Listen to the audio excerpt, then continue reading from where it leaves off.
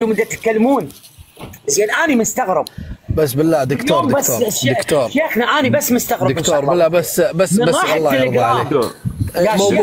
موضوع لقيط ما لقيط بالله موضوع شيلها عنك لانك انت ارقى من هذا الامر تكفى يا دكتور. يا شيخ نعرف الاساءه اللي وصلت لك والله نعرف الاساءه دكتور. طيب دقيقه بس دقيقه بقول لك الله يرضى عنك قسما بالله اصبر علي بس دقيقه انا من هاللحظه بعد ما افتح بس دقيقة واحدة بس. مو هذا المراد.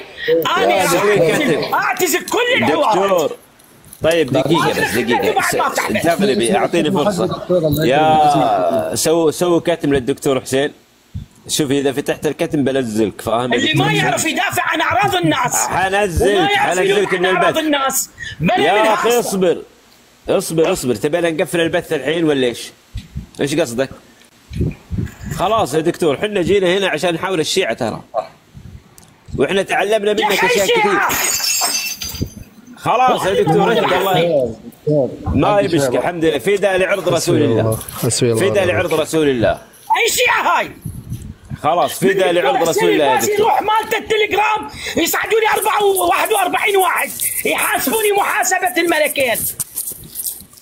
اهدى يطعن باعراضنا واحنا ما عندنا هم غير بس الشيعة ولا واحد يفتح حلقه. اي شيعة هاي؟ اهدى يا دكتور والله انتوا اشد علينا من الشيعة. معلش دكتور بارك الله فيك بس انت اهل السنة والجماعة عبد الله يكرمك وزيتوني اكثر من الشيعة. انا ابغى انزل ابو عمر بنزل وصعدني الصوت يتكرر عندي بنزل وصعدني. تمام شيخ. اذيتوني اكثر من الشيعة. دكتور وطعنتوا بديني وبعقيدتي. دكتور انت الله يكرمك بارك الله فيك هدي شويه. طيب دكتور ممكن تهدي شويه الله يرضى عليك اعصابك هدي.